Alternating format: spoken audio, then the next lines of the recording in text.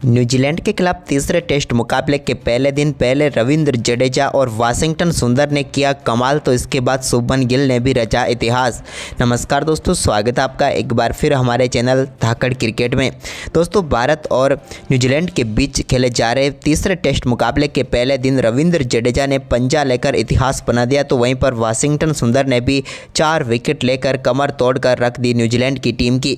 इसके बाद बल्लेबाजी में शुभमन गिल ने भी कमाल दिखाया। तो दोस्तों, हम आपको आज के दिन के खेल का पूरा हाईलाइट तो बताएंगे, लेकिन उससे पहले आप भी भारतीय टीम की शानदार परफॉर्मेंस को देखकर खुश हैं तो वीडियो को एक लाइक करना बिल्कुल भी ना भूलें, और साथ ही दोस्तों चैनल पर नए हैं तो चैनल को सब्सक्राइब कर लें। तो चलिए दोस्तों, जानते हैं इस बेहद ही शानदार मुकाबले का पूरा हाईलाइट शुरुआत से ही। तो दोस्तों, आज तीसरे टेस्ट मुकाबले के दिन भारतीय टीम की तरफ से सिक्का उछाला रोहित शर्मा ने, लेकिन गिरा एक बार फिर टॉम लैथम के पक्ष में।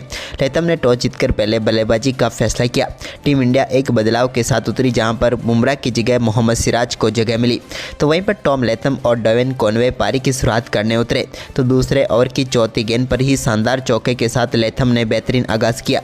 तो इसके बाद एक शानदार चौका डेवन कॉनवे के बल्ले से भी देखने को मिला, लेकिन भारतीय टीम को पहली सफलता के लिए ज़्यादा इंतजार नहीं करना पड़ा और चौथे ओवर की दूसरी गेंद पर ही आकाशदीप ने डेवन कॉनवे को LBW आउट करके पेविलियन भेजा और पहली सफलता टीम इंडिया को दिला दी।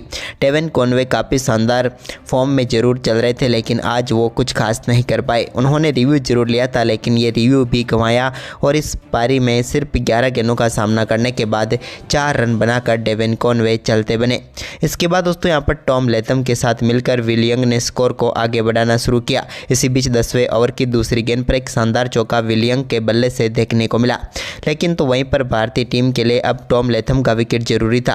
लेकिन इसी बीच शानदार बल्लेबाजी करते हुए 14वें ओवर की चौथी गेंद पर एक स्वीप शॉट के जरिए शानदार तरीके से टॉम लैथम ने गेंद को बाउंड्री लाइन के पार भेज दिया और टीम के लिए एक और शानदार चौका जड़ा।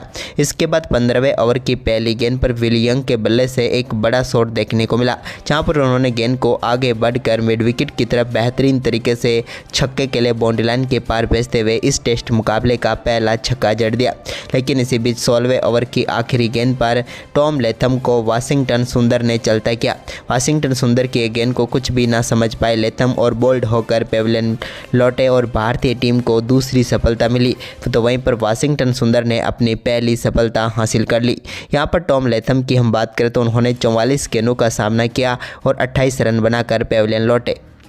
वहीं पर इसके बाद दोस्तों यहाँ पर 18वें ओवर की 5वीं गेंद पर विलियंग के बल्ले से एक और स्वीप शॉट के जरिए बेहतरीन चौका देखने को मिला।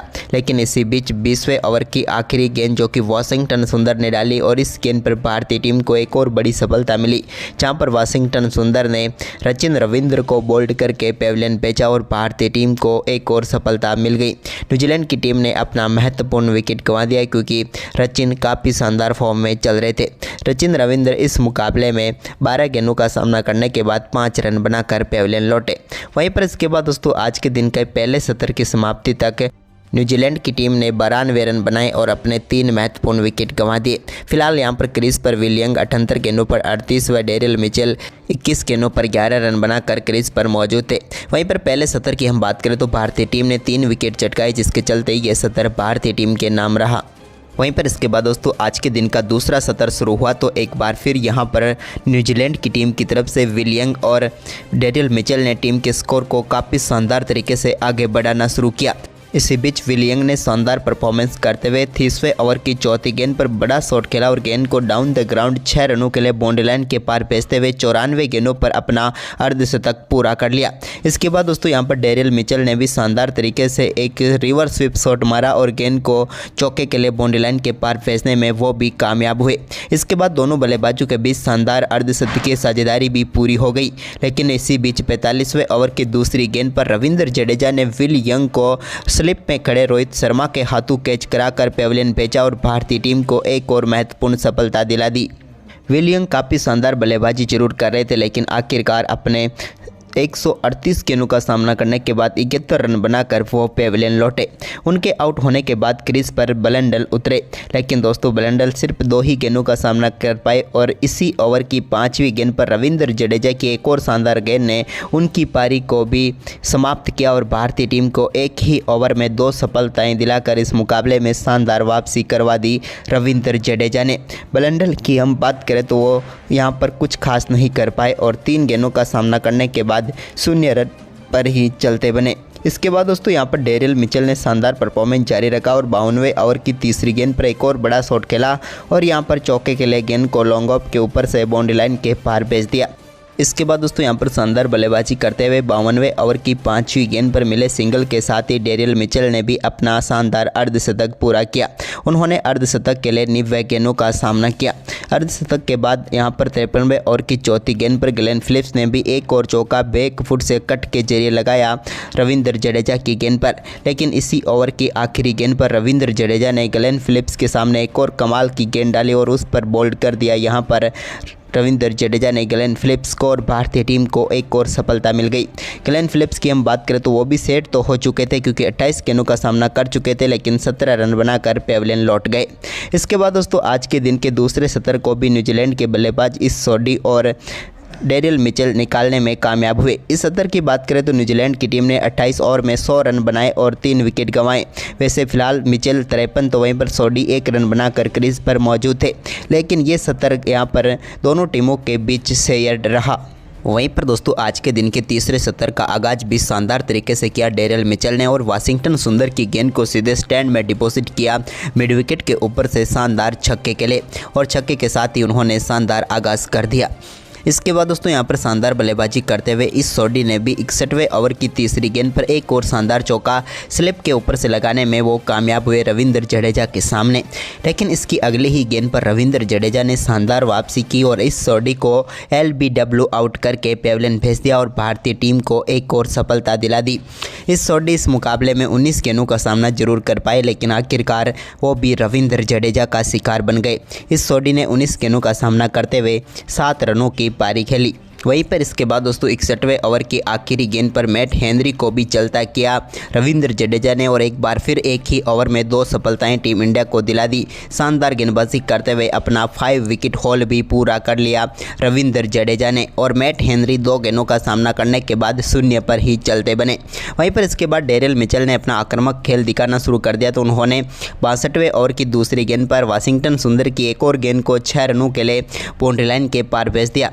यह भी कमाल का कनेक्ट हुआ शॉट था उनके बल्ले से। तो वहीं पर इसके बाद 64वें ओवर की पहली गेंद पर भी लॉन्ग ऑन के ऊपर से एक और बड़ा शॉट उन्होंने खेला और इस बार भी गेंद को 6 रनों के लिए बाउंड्री लाइन के पार भेजकर एक और शानदार छक्का व अपनी पारी का तीसरा छक्का जड़ दिया। लेकिन इसके बाद दोस्तों यहाँ पर 66वें ओवर की पहली गेंद पर वाशिंगटन सुंदर की गेंद को स्लिप के पास में से निकालना चाहते थे डेरियल मिचेल, लेकिन गेंद सीधे पहुंच गई रोहित शर्मा के हाथ में और भारतीय टीम को एक और सफलता व बड़ी सफलता मिल गई क्योंकि डेरियल मिचेल 129 गेंदों पर 82 रन बनाकर पेविलियन लौटे। इसके बाद आखिरी विकेट भी वाशिंगटन सुंदर ने ही चटकाया और 66वें ओवर की चौथी गेंद पर उन्होंने पेविलियन भेज दिया एजाज पटेल को और यहां पर पूरी न्यूजीलैंड की टीम को 235 रनों पर ऑल आउट कर दिया।